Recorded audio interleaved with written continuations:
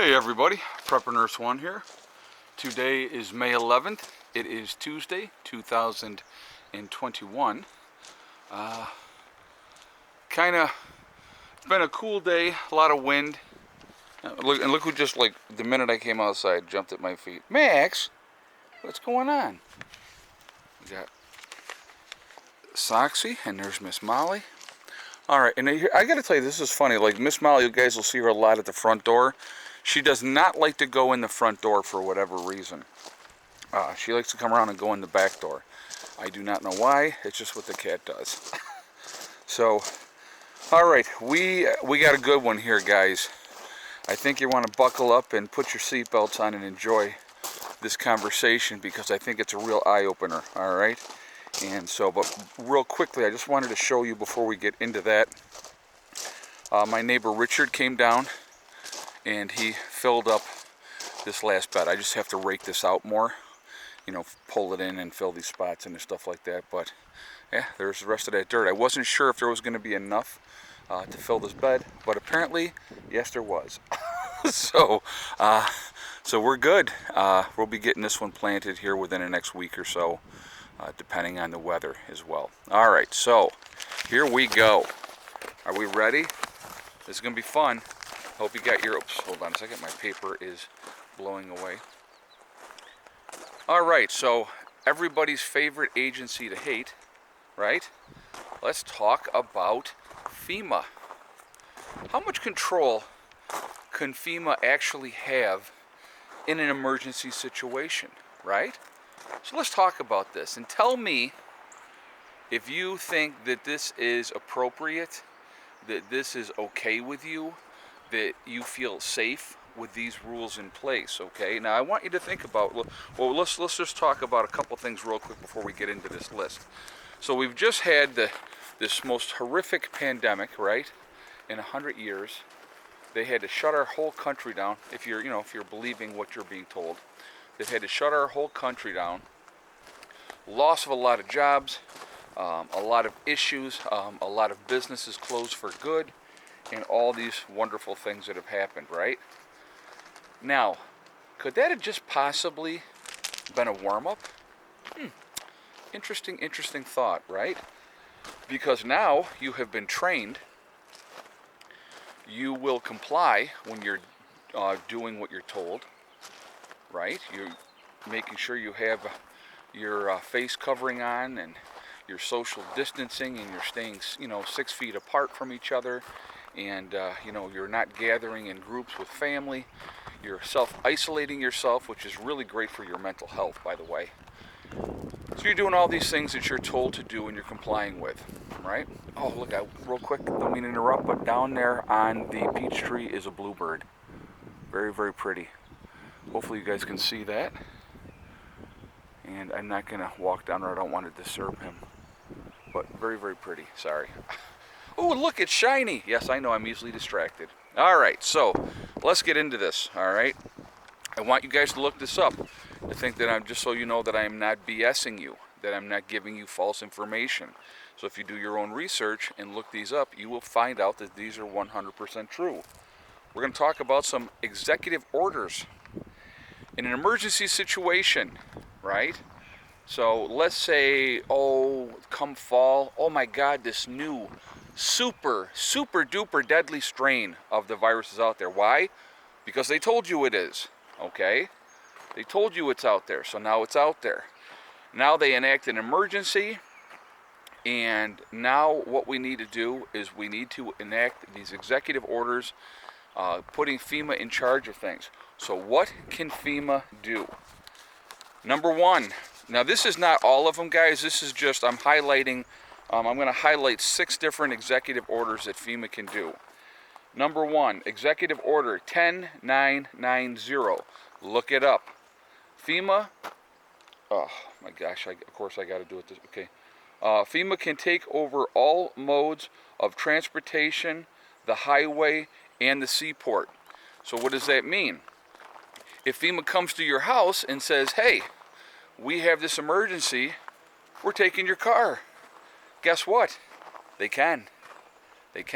All modes of transportation. all highways, all seaports, control complete travel and where you're going to go. They can take over everything, okay? Executive order, this is number 2, executive order 10995. FEMA can take over communications in the media. So what does that mean? What that means is they can shut down the internet, they can take over to the TVs, they can dictate what you're going to see and what you are not going to see. So of course the emergency FEMA broadcast would tell you what you need to do and where you need to go, but you can't go online and communicate with your friends. Maybe your cell phones aren't going to be able to work because they've jammed all the signals, so you're not going to be able to communicate with other people. That's fun, right? Number 3, Executive Order 10997. FEMA can take all of our electrical power, hold on a second, fuels and minerals. So what does that mean?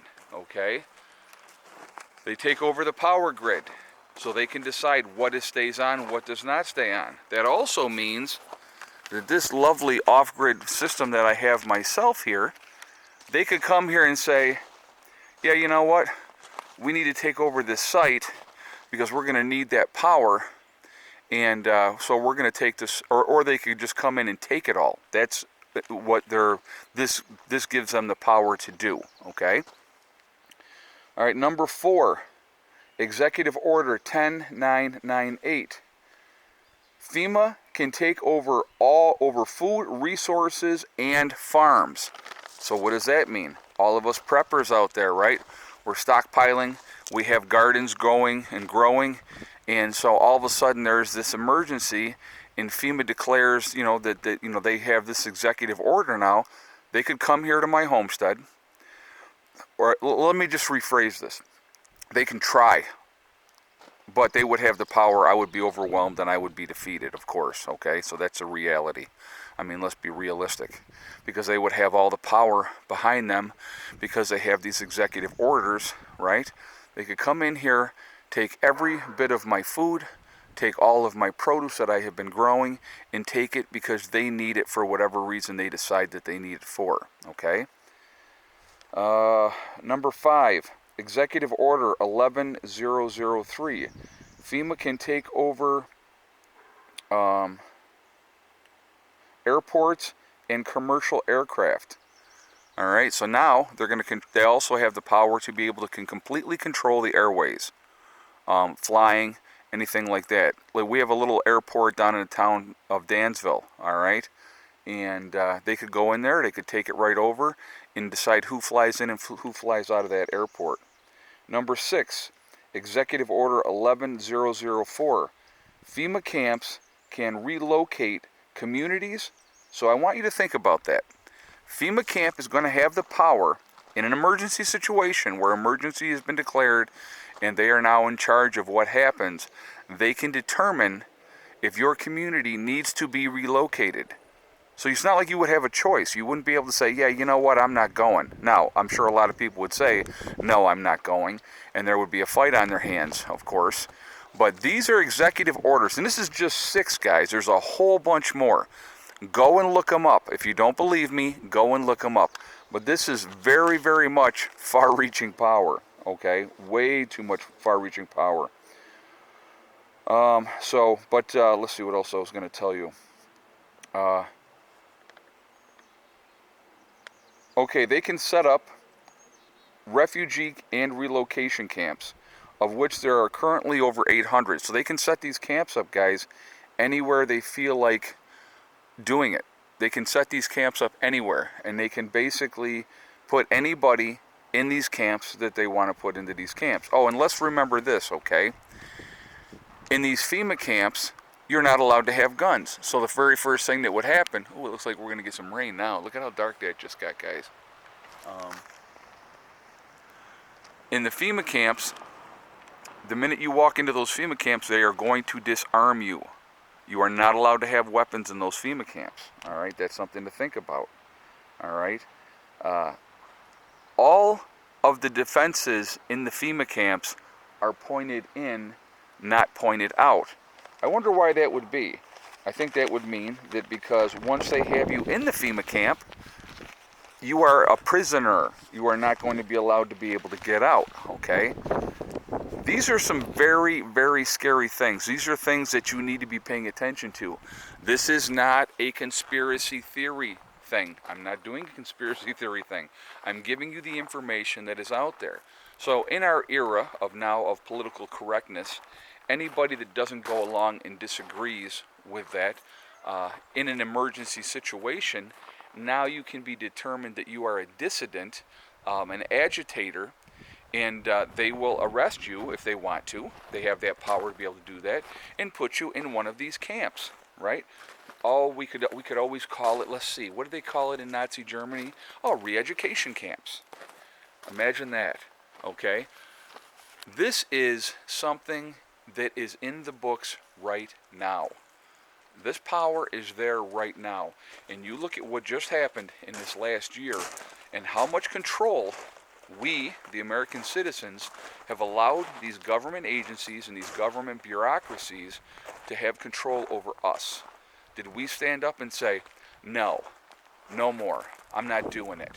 Now, some people have. Absolutely, some people have.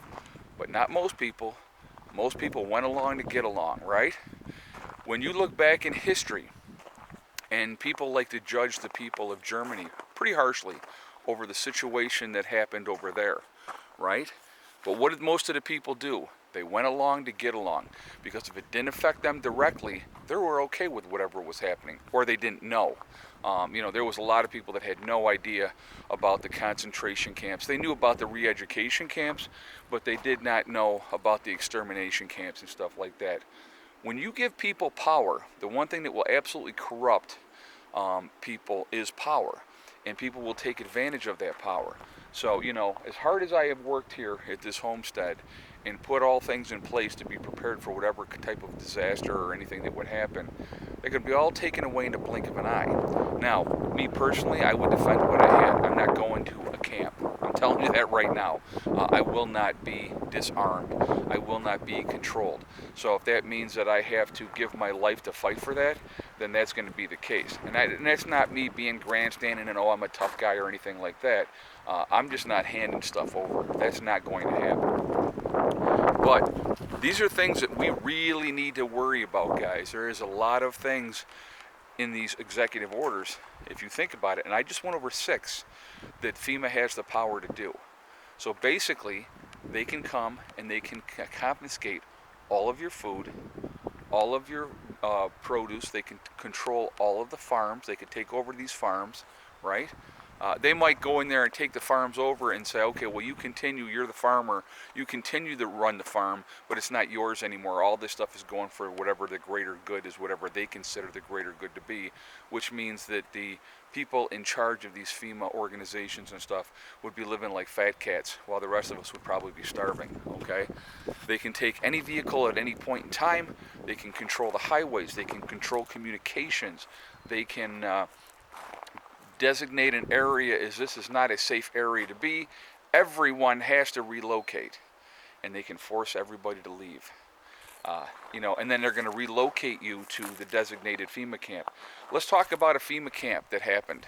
I want you guys to think about this, and I want you to think hard about this, okay? The Superdome in New Orleans. Not a lot of people talk about it. There's not a lot of things discussed about what happened in the Superdome. But when people went there, the first thing they did is they disarmed people, okay? And that place got out of control. The bad element that was also in the Superdome, there was a lot of rapes, there was a lot of beatings, there was a lot of bad things going on there, okay? And, that is not where I want to be in that emergency situation. I don't want to be in that type of a place at all. And so those are things you guys really, really need to think about, plan for, be ready for, because these are things that absolutely can happen. All right, I'm not trying to scare nobody. I know there's a lot of us off-gridders and preppers. This is what we prepare for. We prepare for whatever is going to happen. But if you have a government agency such as FEMA that basically has the far-reaching power to do whatever they feel like doing in a declared emergency crisis situation, that's not a good thing, because they can come and take everything that you have. And unless you're going to fight for it and fight back, you know, and realistically, if they're picking us off one at a time, what are we going to be able to do? Unless you get a group of people that are willing to come together with you and fight with you, you're going to be easy pickings. I mean, I don't care how prepared you are. I don't care. Like Southern Prepper 1, okay, let's use him as an example. Ex-military, he's got a group of guys, you know, a lot of military trained guys, they know what they're doing. But if you have 500 federal agents come in there, he's not going to stand a chance, okay? And that's just a fact. That's a reality. They'll get their fair share, don't get me wrong, and they'll make them pay a heavy price. But then how would they be portrayed in the media, right? An extremist group, a right-wing lunatic group. That's exactly what they do. They can paint that brush any way that they want to. Even if he was 100% innocent and they were 100% in the wrong, it's going to be painted as the victor sees it. That's how history is always written by the victors. That's something else you need to think about. Okay? So I want to hear your thoughts on this, guys. I want to hear your feedback. This is a huge, huge thing. This is scary. There is the potential for a lot of very, very bad things to happen in that type of situation. But think about that. So again, that needs to be incorporated in part of your plans of what you're going to do. And again, it really would depend on the situation and what was going on. But if another situation happened like we just happened in the last year, and they decided this time now it's worse, and now we have to relocate people, and you have to come in and go into these camps or whatever the case may be. Those camps are set up to keep people, not to help people. That's my opinion. When you have the defenses pointed in as opposed to pointed out to keep bad people out, and then it makes you very, very vulnerable to the worst elements of our society who want to be in control. So, something to think about, okay? I definitely, like I said, I definitely want to hear your feedback on this. I'll give you a quick update. Yesterday, egg count for yesterday was 7. It has been very chilly the last couple days here. Not fun at all. Tomorrow's actually going to be about 60, which will be much, much nicer compared to what we've had here. But just something to think about, guys, okay? Like I said, I want to hear your feedback on this. I think that this is a hugely important topic, and it's scary to think about what is the possibility of what can be done. And realistically, let's think about this. That emergency is declared. And I want you to think about this. How long does it go on for? This last crisis is still going on, and it's over a year, right? So it wouldn't be something that would be a very short-term situation, because once people have control and power, they don't want to give it up, okay? So think about that. All right. Kind of interesting. Kind of frightening, to be honest with you. So anyway, guys, I am going to jump off of here for now. Tomorrow night I will be live streaming at 8 p.m. So I would ask you to join me then. And so that would be, we'll have a good discussion on whatever we decide to speak on at that point. So anyway, remember, we are all in this together. We are one race called the human race, and people really do need to remember that. Again, a situation like this, they don't care if you're rich or poor. It's not going to make any kind of difference. People are going to have the power to do whatever they want to do, and that's frightening, okay? Also remember to hug and kiss the ones you love. Tell them every single day. Tomorrow is not guaranteed. We never know what's going to happen in life. So it's really important to tell the people that we care about every single day how we feel. Also remember STD, step, thing, and day. It's one step at a time, one thing at a time, and one day at a time. Whatever you are trying to do, whatever you are trying to accomplish, you can do it. The only one that is going to stop you from reaching those goals is you. Nobody else can stop you. Stay positive, stay away from the negativity, and you're going to be just fine. All right? I will see you all later. I hope everybody's having a great day. Prepper Nurse 1, out for now.